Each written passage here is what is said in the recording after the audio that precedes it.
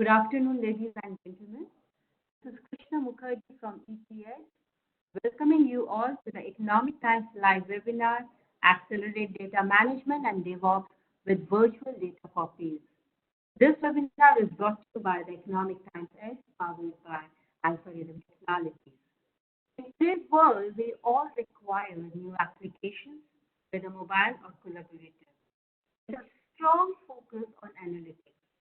However, many organizations lack enough resources to meet that demand. Costly storage, resources, and to manage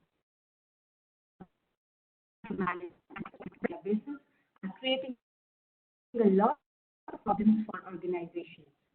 The need of the hour is a system that virtualizes production system data and test master data, delivering almost instant, non-disruptive access to full or subset volumes of data for application test development. To help us understand more about these, let me hand over to Rakesh Mahan, leader Data Ops, IBM, and Venkatesh Iyer, Chief Technical Architect, Algorithm Technologies. Welcome, Rakesh and Venkatesh. Thank you for joining today. Before I hand it over to them, request you all to be please present till the end of the webinar and also get your questions for the Q&A session. Also visit webinar website for detailed terms and conditions. With that, let me hand it over to our first speaker for today, Rakesh. Over to you, Rakesh.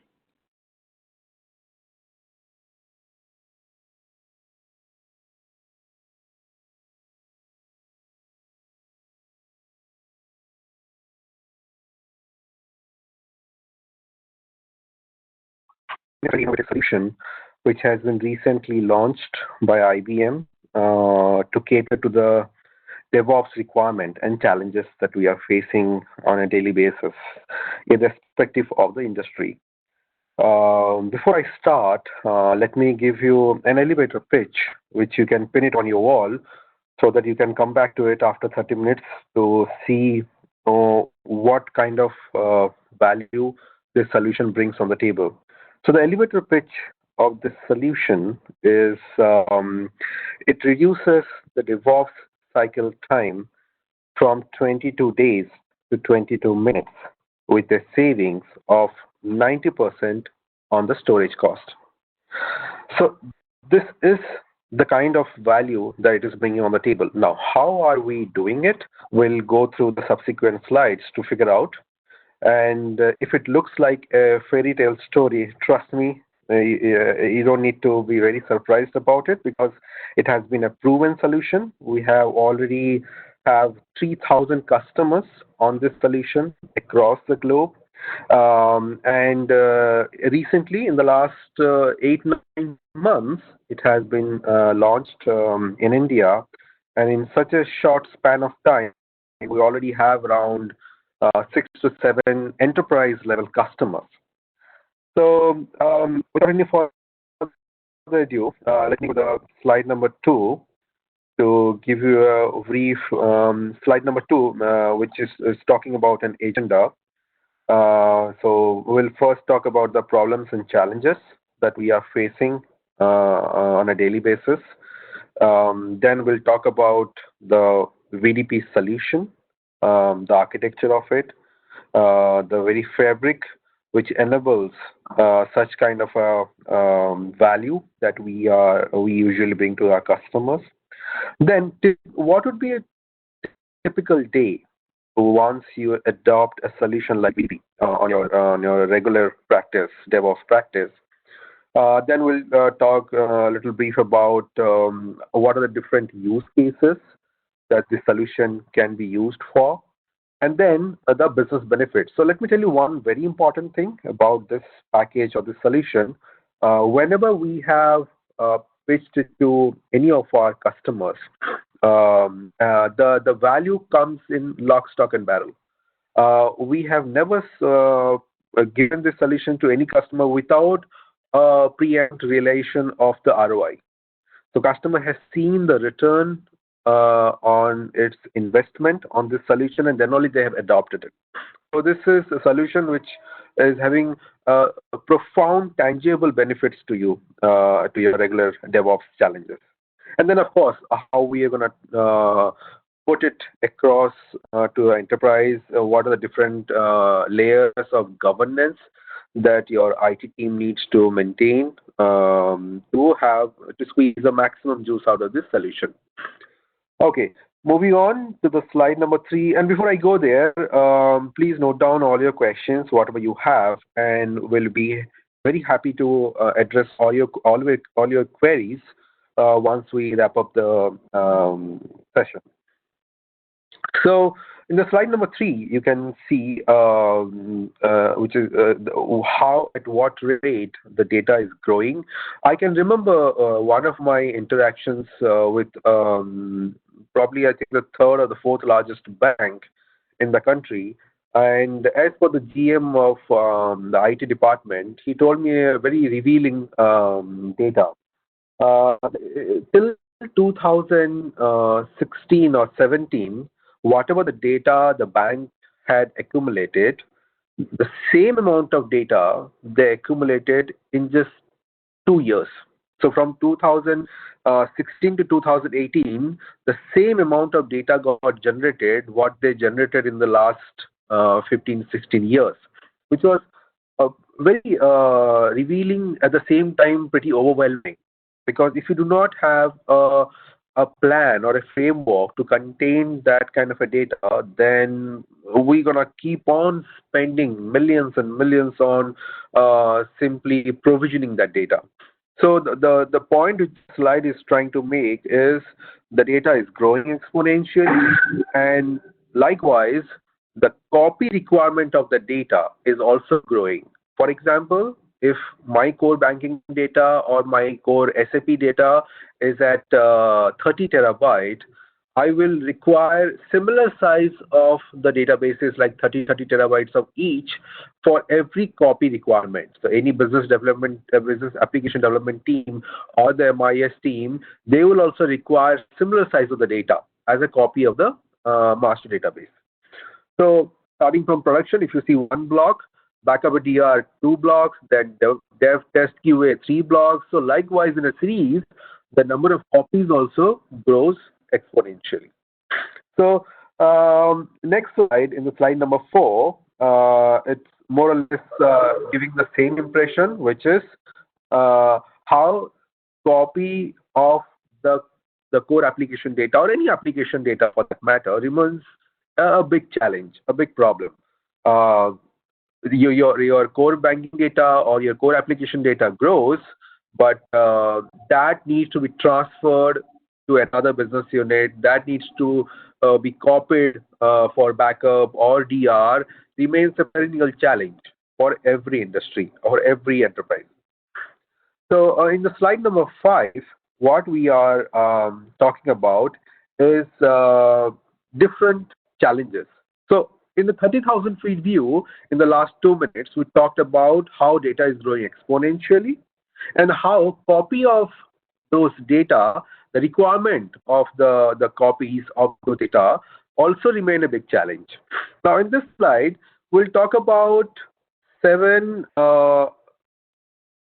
challenges, major challenges the bank. We'll just take an example of the banking industry. The similar challenges are always there in any other industry, for that matter. So we'll drill down further on each and every challenges. But just to name a few, uncontrolled inventory loan, sequential testing, which means absence of parallel testing. Then where do I need to go for getting the test data? Then what is my time to market? Because if I need to come up with an enhancement, starting from conceiving that idea till the materialization of that idea and then rolling it out for my consumers, what is the time to market? Then am I lacking the full-scale testing because of the lack of infrastructure? What are the concerns on security and governance if I'm giving a copy of the data to my incumbent, which is an SI, system integrator? Where is he keeping the copy of the data? Has he destroyed the data or not? And at the advent of this GDPR or data protection law kind of policies, The regulators are pretty strict. Then how am I going to be regulated in this field? And then last but not the least is about lack of automation, and there is no continuous integration because it's all ad hoc manner. So right now, if you feel at this slide a little perplexed, a little confused, don't worry, you are not alone there. We will go one by one, drill down further, and try to explain you what are the very fabric of those challenges. So going to the slide number 7, where we will substantiate each and every problem one by one. So, say, for example, uncontrolled inventory loan. I'll give you a little glimpse of a day with the GM of an IT department in a bank. So, what happens? So, for example, the one a mobile application team comes to the GM asking for infrastructure to loan out so that they can do the development and testing. Now, the GM writes a check, gives this inventory to the team, and with the understanding that the team will wrap up this entire activity within 7 days' time and give the infrastructure back to the GMIT. Now, as you know, the DevOps cycle is a never-ending cycle. More you start developing, the more you start enhancing or bringing out a more additional feature, it takes a lot of time, which is not even in their control. So that gets into an infinite loop, and then when the GMIT comes back to the application team asking to return back the infrastructure, they are in a helpless situation. They say, then we need it for some more time. At the same time, the other business unit teams, say for example, the loan origination team is standing in the queue to loan out the same infrastructure because remember, GMIT has only one UAT development UAT environment to loan out. So this is called lack of parallel testing environment. So that gets into an infinite loop, kind of a pong ball game where the GMIT goes to the application team, the application cuts a sorry face in front of the GMIT asking for more time, and the other application team, the business application team, suffer because of that. So this creates a very kind of an impact on the not only on the kind of a work pressure that the GMIT would have, but also impacts the bottom line somehow. Because imagine the bank one coming up with an enhancement which is drawing more and more consumer interest. The other bank, because of the lack of this parallel inventory, is not able to come up with a similar or advanced enhancement. So they get stuck, and that impacts the bottom line. So this is one issue that predominantly in many industries they face. Go to the next slide, which is more or less synonymous to what I just explained, the sequential testing. Because of availability of limited infrastructure, the testing, the development, the quality analysis all happen in a sequential manner. You cannot have it in a parallel manner. And we're going to talk about how this solution is going to facilitate that. I just want to ensure that you understand the gravity of this problem. Many a times this gets ignored because many leaders who write check for such infrastructure assume that there is no solution to this problem. Actually, there is a solution, and this is what we are going to discuss today. So, moving on, in the slide number 9, you can see another dimension of this problem is where to get the data for testing. Do I need to go to my DBAs to create the copies manually? Or do I have the access to the production, which you forget about it, will never have an direct access to your production? Can I fabricate the synthetic data at the advent of GDPR and DPL, data protection laws? I'll definitely have to fabricate the data. I cannot share the real data, customer sensitive data with my SIs. If I'm copying the data, can I condition it? Can I assemble it with other application data? All these are real life challenges. The message that this slide is trying to give here is there a single source or a single point of contact, SPOC, for all my copy data requirement? I don't think we do have right now. So that's another aspect of this problem statement. Then remember, I was talking about moving on to the next slide, slide number 10. You can see the time to market.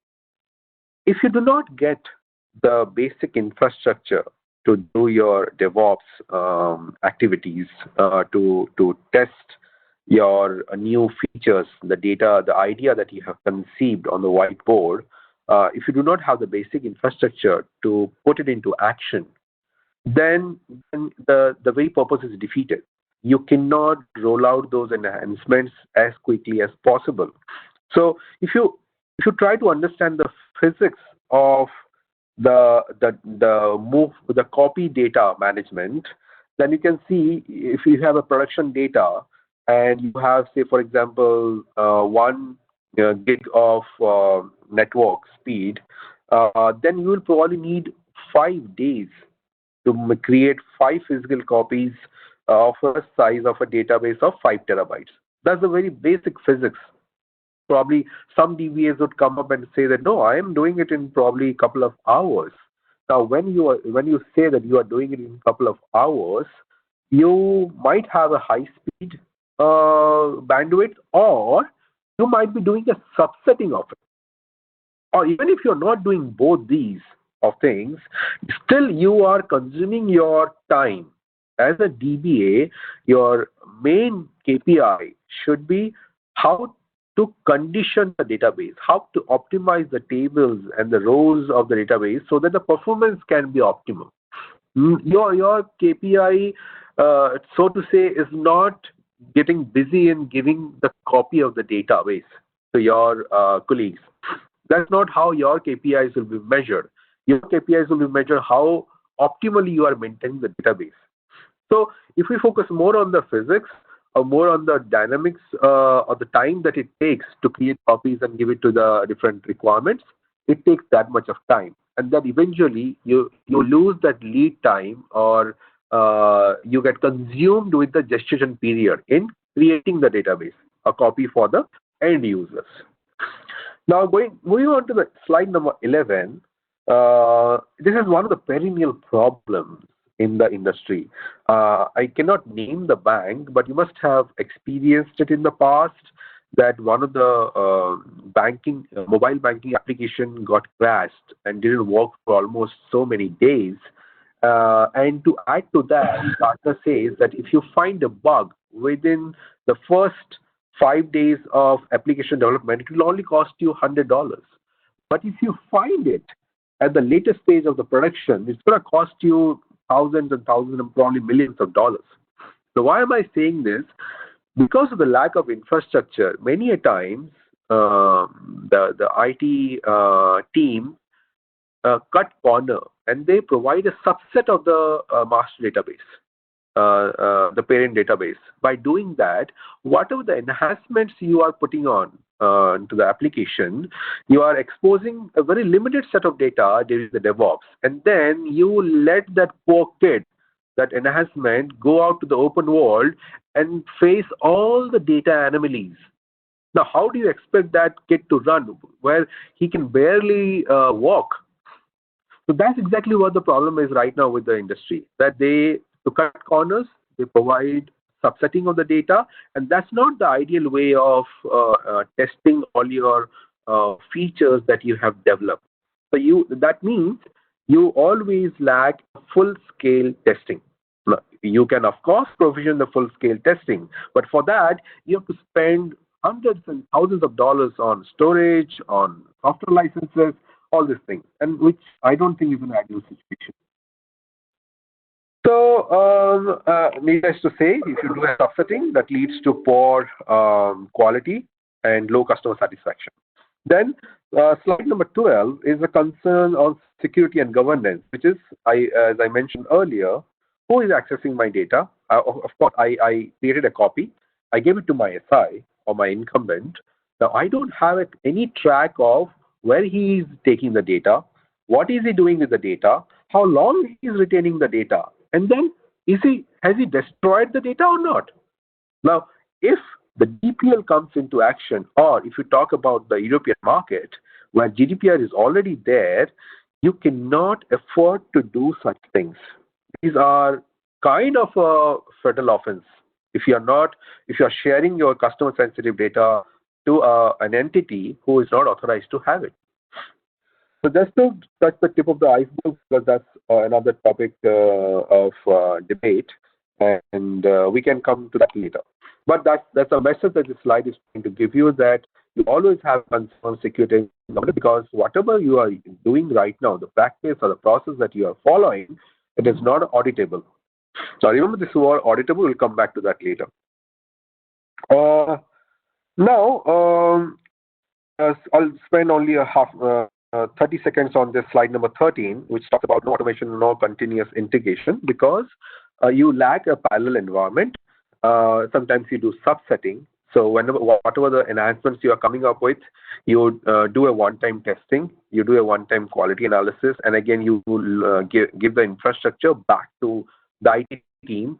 And meanwhile, if the priority changes and you come up with another enhancement request or something, you cannot put it on top of the work that you already have done, because that work is destroyed, as you have given the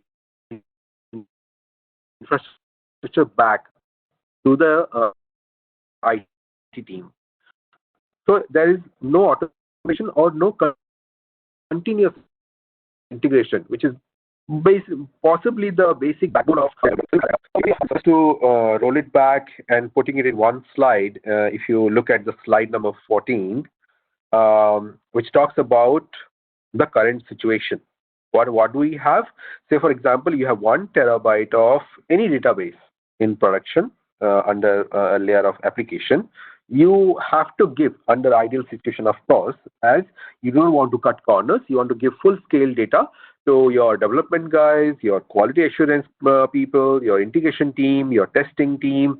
And likewise, if you have 9 such cases, then you are giving them 1 terabyte of physical copy to each team, thereby consuming 9 terabyte of storage for 1 terabyte of application data.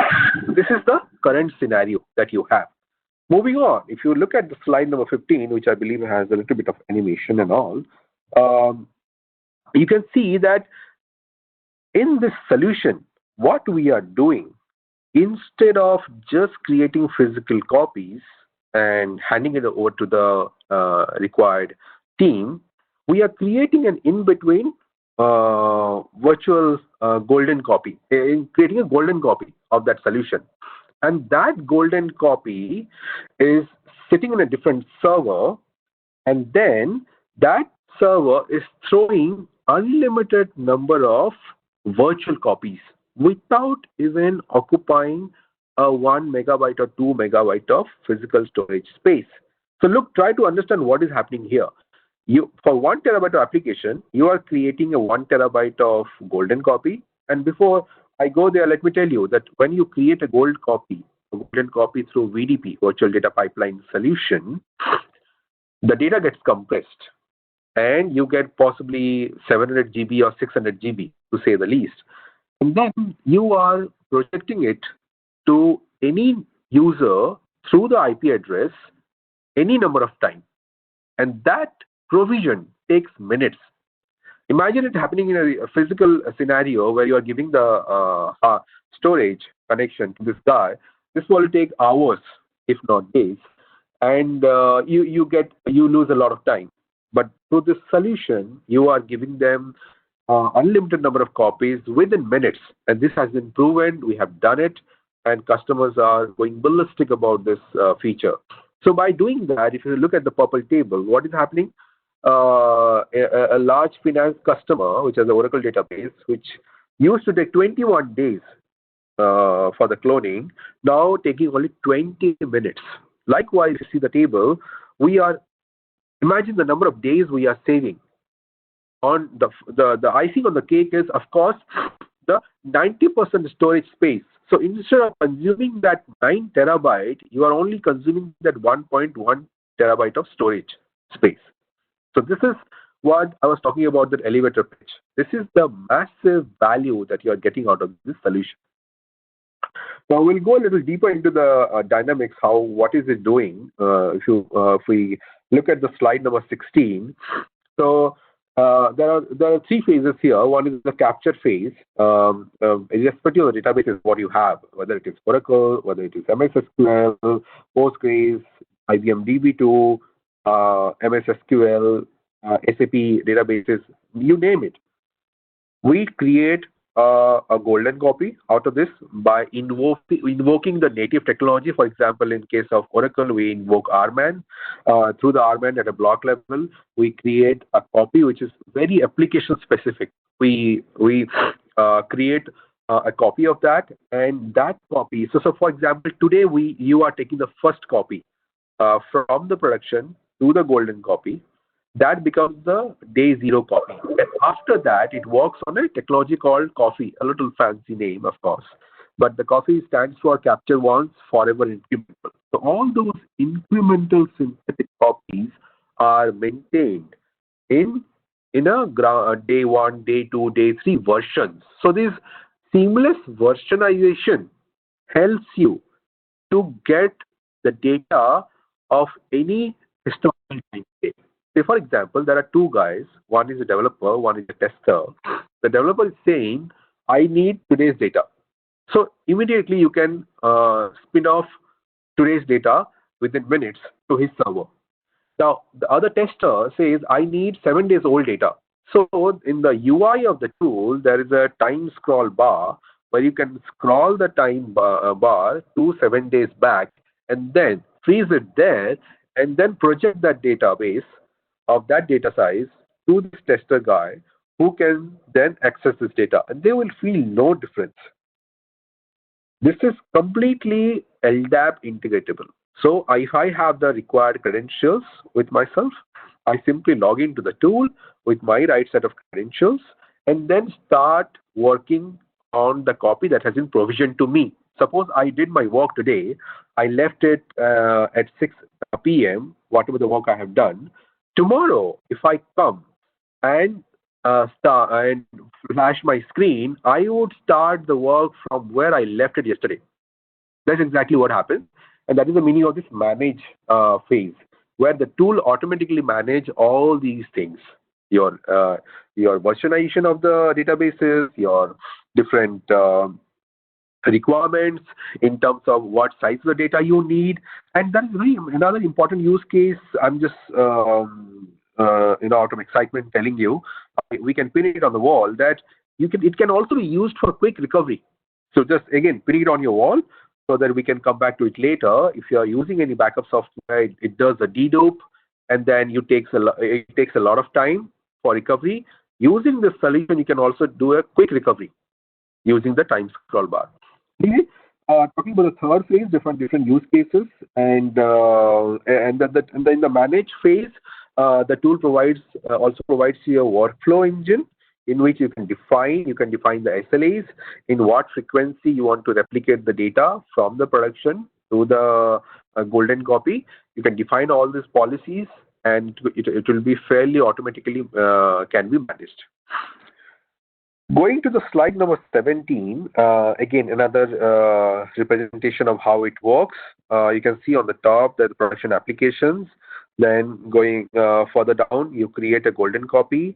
Then it creates a snapshot pool, and then it projects to a self-service environment where the users or the business users can spin off the databases on their own, of course, with the permission of the centralized IT team, and they will get the role-based access. At the same time, you can, while you're doing it in your own data center on-premise, you can also do it in the cloud, and you can provision the databases. It has those REST APIs available to work with Jenkins of the world for automation in cloud. Those things can also be done.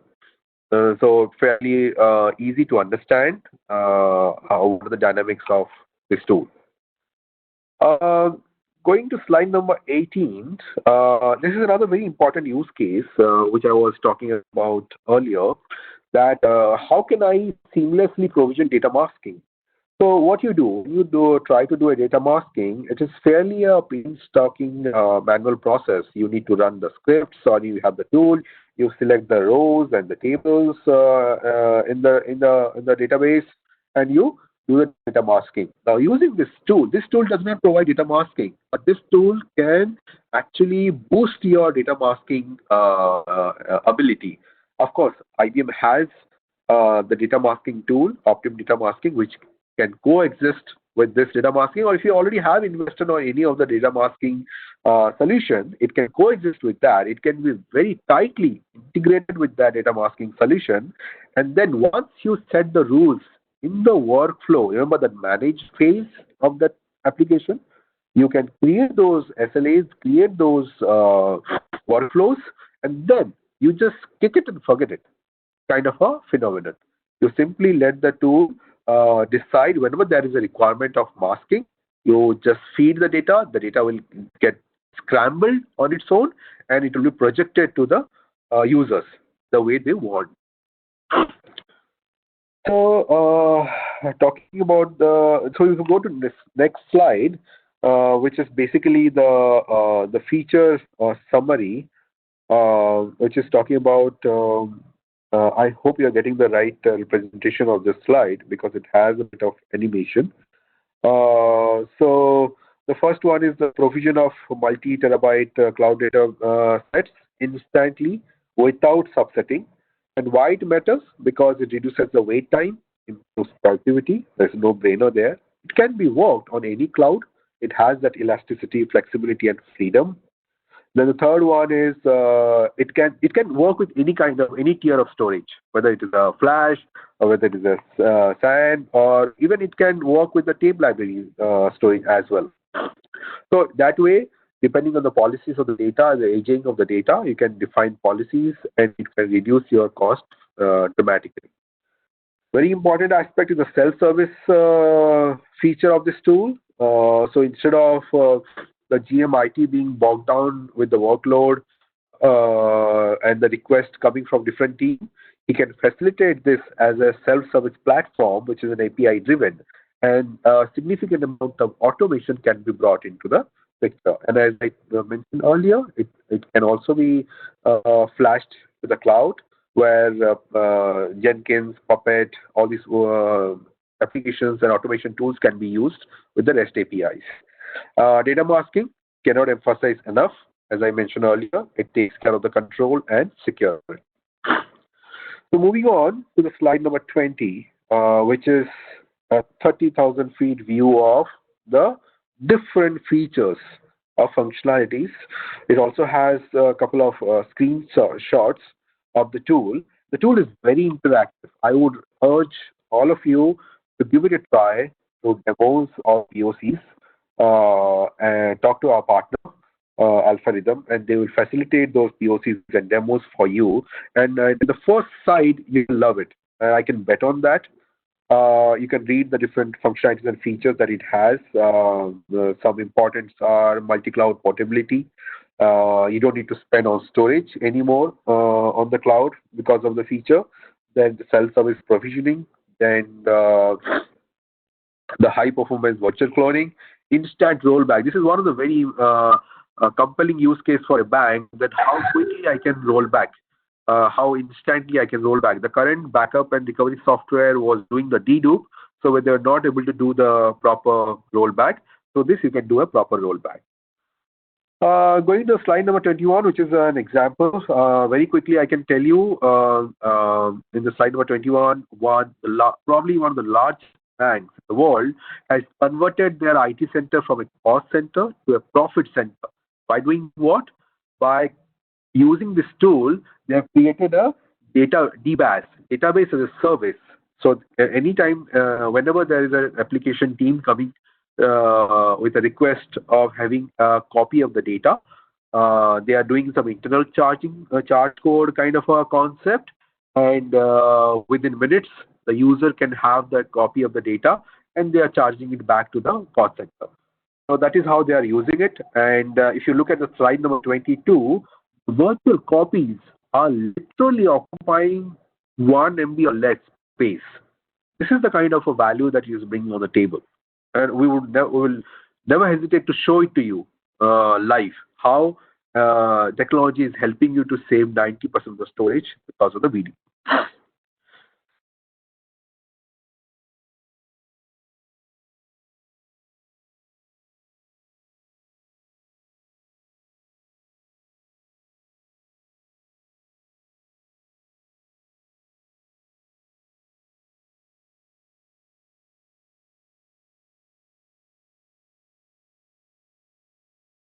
So going slide at 10 a.m.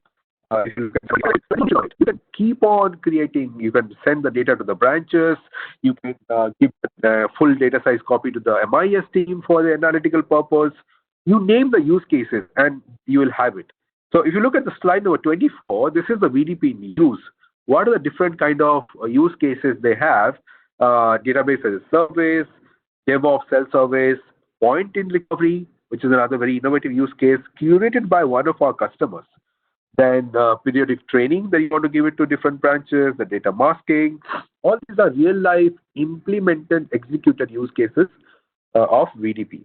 And the last one is your slide number 25, which is talking about a real case where we deliver this project successfully.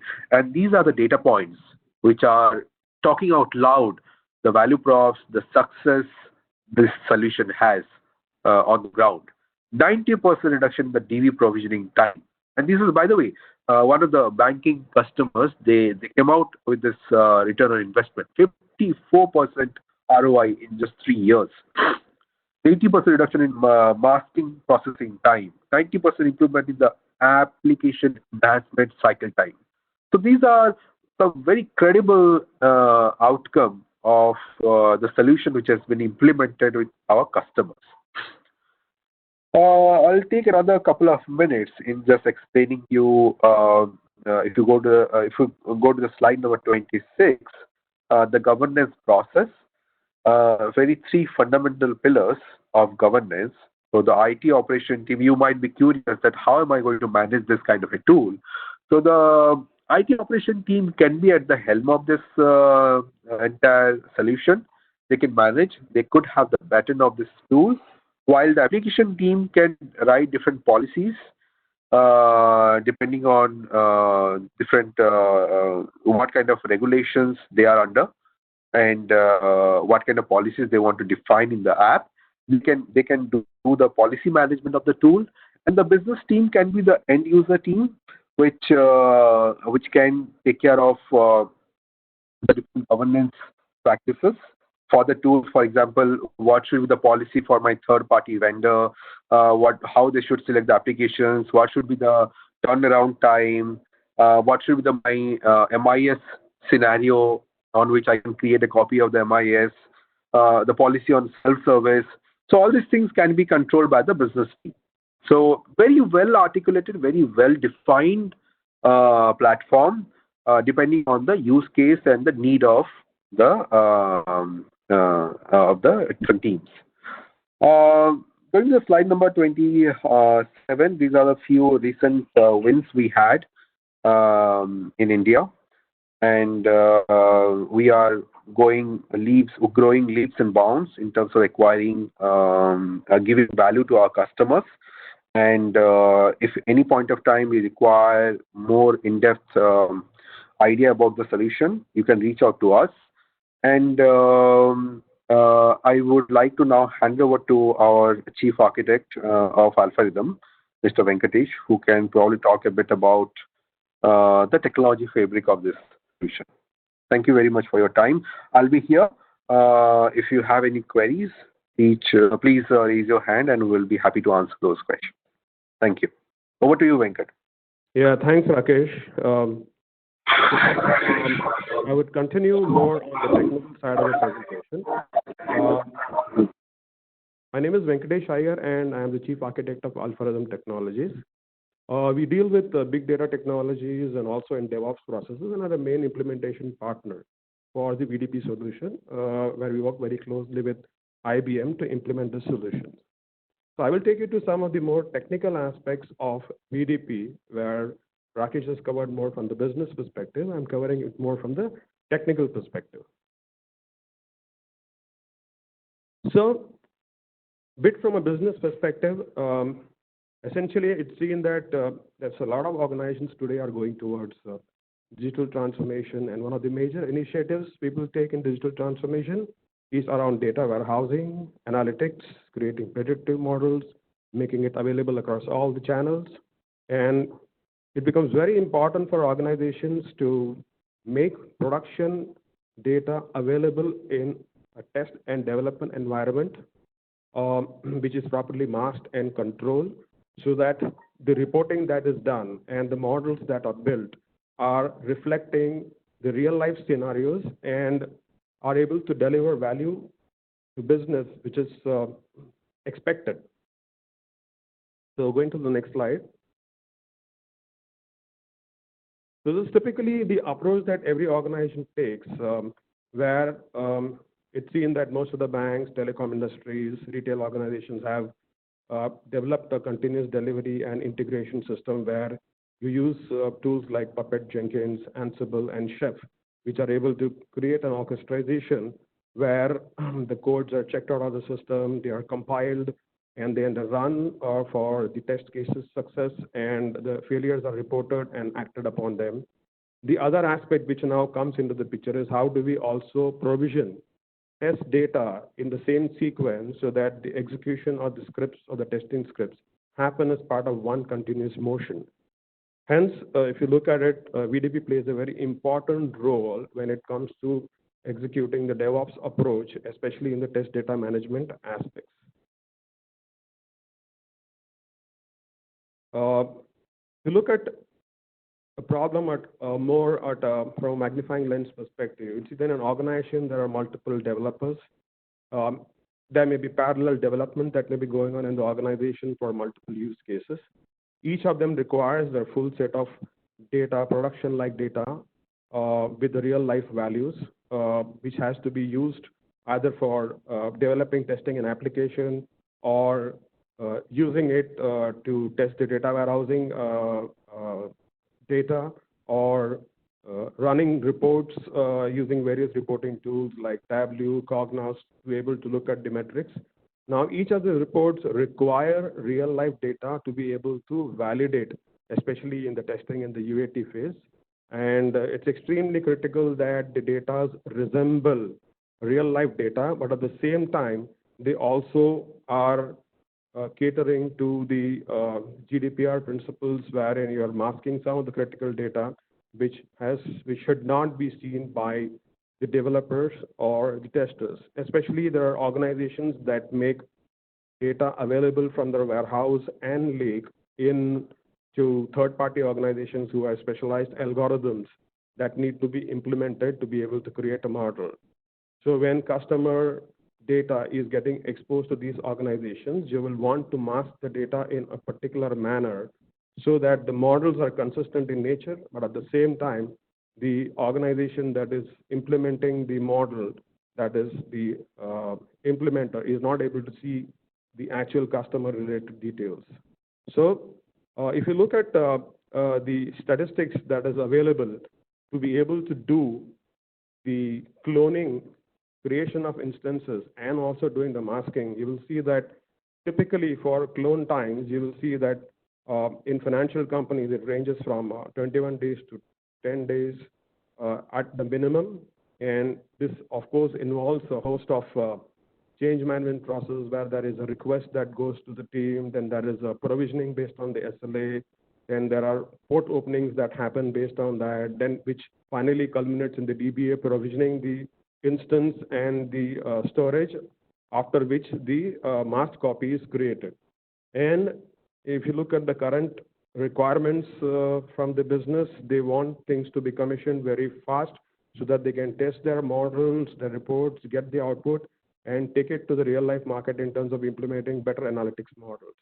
There's a lot of time that happens in terms of being able to provision data. So when you look at it, there are four aspects of the problem, which are quality, speed, security, and cost. So as Rakesh touched upon previously, a couple of times, people resort to subsetting of data, which results in inaccurate testing, bugs getting detected very late in the quality cycle, time to market versus quality compromises are made. Ultimately, customers are hit basically because a wrong algorithm, a wrong model will create wrong recommendations and hence may lead to customer dissatisfaction issues. Rogue clones are a general problem in most of the organization because you will keep on creating as many clones as you want for the parallel teams and each having their own instance and storage. Again, controlling the access to each of this also becomes an issue from a governance perspective. So given all this problem, what does virtual data pipeline do? The virtual data pipeline essentially creates what is called as the golden copy of the production database. And from that golden copy, you are virtually able to spin as many virtual instances you want for each of the type of environments. And the space occupied by the virtual instances are practically a small fraction of the actual production database. For example, if you remember, Rakesh talked about 10 TB of database for 9 environments was going to around roughly 10.1 with all the virtual instances put together. So essentially, a couple of things that happen as part of the instant provisioning is there is no requirement of the IT requisition going to the IT team. Any person or any developer team that is given access to spawn an instance can spawn an instance automatically and start working with it. The entire life cycle of 21 days gets shortened to a few hours or a few days. Obviously, this helps in us in catching the defects much early because the data is much more production-like, and you are able to test the reports and the algorithms much early in the life cycle than leaving it the production environment, go-live scenario. The other important aspect is to be able to put in the masking capabilities on top of the data. So as Rakesh pointed out in his discussion, that you either have an existing software or you can actually go in with Optim data masking capabilities. So once the golden copy of the record is created, it is masked, and the masked data is available to all the consumers of the virtual instance. And a role-based access mechanism due to integration with the LDAP services is absolutely possible. The other thing that happens is the virtual instances don't take up much of the storage. You can see almost it is near 0 TB of data that is getting occupied. The other option also it gives you is when you're doing the testing activities, you might end up generating your own data on top of the existing data, which is kept in the context of that particular instance, so that any point in time, you see the data coming from the golden record, the golden copy, plus the additional data that has been created during the testing environment. The other extra advantage this tool happens is it also gives you a capability of creating various snapshots of the images, and you can go to any point in time image to be able to do the testing activities. This slide talks about how this tool comes on the Gartner quadrant, where it comes very shining colors in terms of the capabilities for on-prem and especially also on cloud, because on cloud, you literally end up with a zero footprint on the storage on any object storage like Microsoft or Azure. You don't have to provision anything on the object storage because everything is managed through a virtual instance. These are again the list of the customers that's worldwide. What Rakesh showed you was more of India geography. This is the worldwide customers where implementation has been done. Now, in the copy data solution, you also see that we talked about the DevOps, but it also helps the ops people, because the same solution can be used by the ops people to create a copy, which is a virtual copy for backup, a virtual copy that is for a disaster recovery, a virtual copy for the vault. So the ops guys also benefit from this because they can keep their own snapshot copy, updated snapshot copy. And the dev guys, the DevOps guys, the op guys, dev guys also have the capability to maintain their own dev testing, UAT, performance testing instance in a separate manner. So if you look at it, the same solution is actually catering to two sets of users, the operational user and the dev users. So in the same copy, test data copy, if it is updated on incremental forever basis. You always have the latest copy. So in case of any disaster that happens, and if the DR also is going through a problem in terms of having the latest data, you can always use this golden copy created by VDP to resurrect the instant at the very minimal effort coming from the organization side. Now, this is a very simple principle. So when we talk of the left-hand side capture, we don't only talk of the relational databases like SQL Server, Oracle. We also cater to SAP, not only to the ECC version, but also to the HANA versions, where the backup or the copy is created in the native format, which means that when we take a copy of the HANA, it is in the native HANA format, and it can be used directly as part of the development, production, or the UAT environment. So that's the advantage. From management perspective, you can manage the copies on a block storage, on an object storage. And the use cases, there are unlimited use cases, especially if you look at the application development, mobile development platform, and more so in the area of analytics platform, ML and AI. This turns out to be a boon for most of the people to be able to do testing, development, and validation on real life production quality data.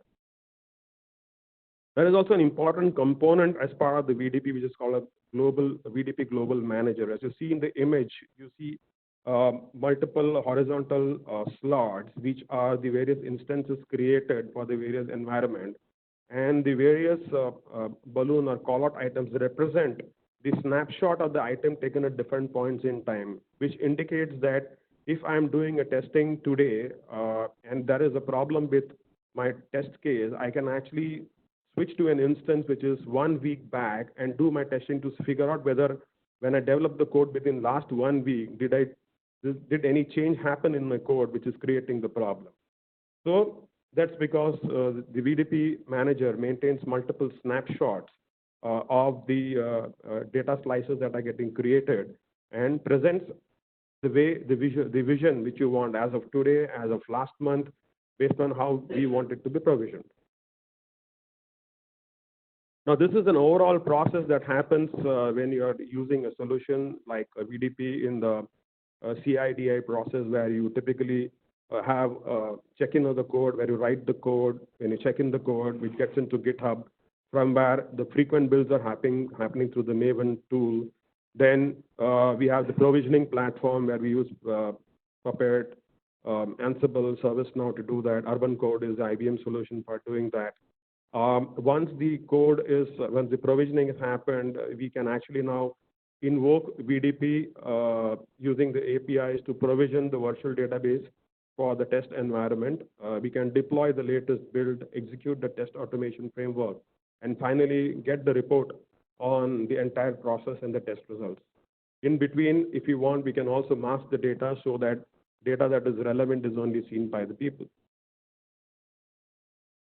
Now, customer benefits, you would see typically that most of the statistics indicate that days are getting converted into hours and minutes, and this is a major ease of operations from an IT perspective, and also from the development community perspective. It gives them ease of being able to spawn an instance the way they want it without actually hitting the storage. And the other thing is also being optimal on the licensing part of the databases. So this, again, the economic impact, typically measured ROIs are 25% faster to market, 90% storage cost saving, database license saving, because you can create one virtual instance with multiple databases coming into the picture, quick provisioning, no extra storage for provisioning thin clients, one instance managing multiple types of virtual instances. This all lead to quick delivery of the testing activities and delivery of the code, delivery of the models, and hence it has been seen that people who have implemented these solutions have achieved very good time to market and more reliable solutions coming into the picture. So in summary, if you look at VDP, it helps enterprises with database cloning and instant recovery anywhere. If you look at it, the use cases that supported are multiple prototypes, DR, cloud migration, and a host of other things you can do reporting on top of it, because many organizations want to do reporting on a non-OLTP environment. We can use it to do reporting on top of those environments. The use cases are quite a lot. So this kind of brings us close to the presentation. So we just would like to see if there are any questions that have come up from people. Yeah, thank you, Rakesh and Venkatesh, for insights.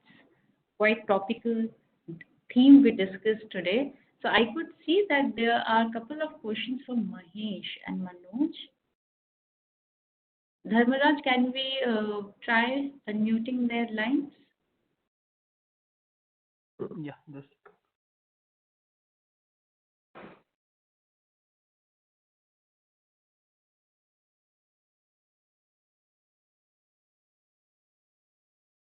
Yeah, Mahesh, you can go ahead with your question.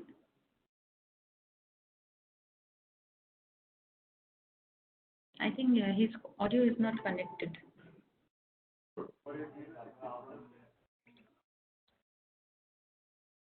Dharma, you can unmute KV Shetty or Manoj Lala.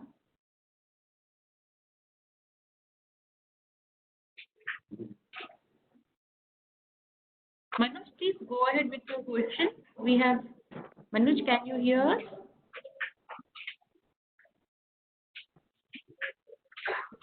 We can't. The line is not clear. So, can it?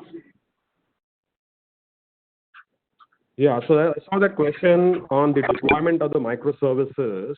So no, this is not for microservices deployment. This is more for test data provisioning and deployment. I think somebody had asked that question. Yeah, and I could spot one more question here from Mayank Desai. Whether we can use VDP to create DR drills, and during this drill, whether I can still have production users doing the transaction? Yep, you can do that. You can use it for the DR drill, and at the same time, you can also do your production activity, because there is the concept of incremental forever. So the production will keep on doing the activities. Obviously, in the DR scenario, what would happen is your DR database would not be available, and your data center database will not be available. Your DR would have taken over. So you would have rebuilt the instance with the minimum RTO at the DR center, and you can start using the instance, because in this case, the replication is happening at the block level and it is already synchronized. So definitely it's a good use case to look at. It is followed by one more question, Venkatesh and Rakesh. How many users can access the DR drills database? I mean, it is almost like any regular access that people do. There is no constraint on that, because it's an instance that is getting provisioned based on the compute that has been provisioned on that. Because generally people either do 100% provisioning of the compute and storage, or they do 50% provisioning of the compute and 100% of the storage. So it all basically depends on what infrastructure has been provided at the DR level. Great. Thanks for that. In which type of, here's another question from Ashok Patel. In which type of database use for blockchain transaction and fingerprint storage? What kind of database usually one should use for blockchain transaction and fingerprint storage? Blockchain transactions can, I mean, if you go to the blockchain providers, most of them are cloud providers. So Azure has a blockchain, IBM has a blockchain. So these are pretty much proprietary in nature. There are options to use NoSQL database as a backend to the blockchain. But blockchains as a cloud is not covered as the offering from a VDP perspective.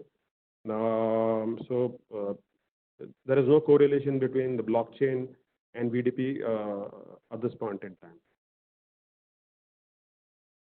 Yeah, thanks. Dharma, can you help me figure out if there are any more questions? Or anybody who wants to ask it via, like anybody has raised hand? No hand raised. No.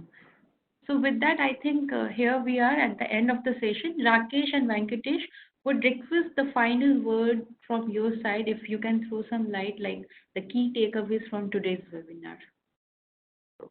Actually, I hope that the audience got some exposure to the capabilities that the tool operates. We are highly excited to take this solution to the market because A, we have found that it's useful to the customer. It has a direct impact on the ROI.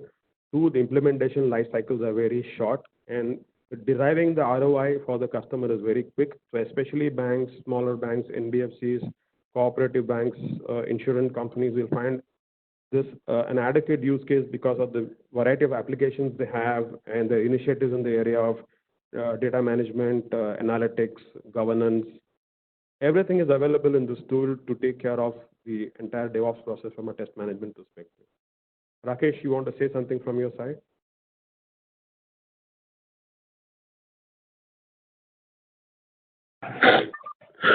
Yeah, thanks, Venkatesh.